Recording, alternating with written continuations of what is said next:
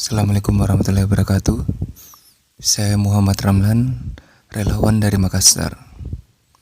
Di channel ini saya akan menyampaikan amanah bantuan dari Vivit Harapan dan SJB Bandung buat Duafa Makassar.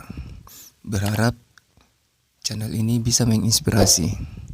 So, jangan lupa subscribe, like, dan tulis komentar di bawah.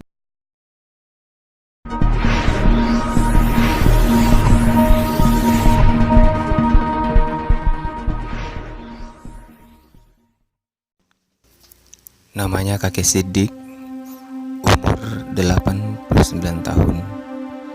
Istri sudah lama meninggal, tinggal bersama anak perempuannya.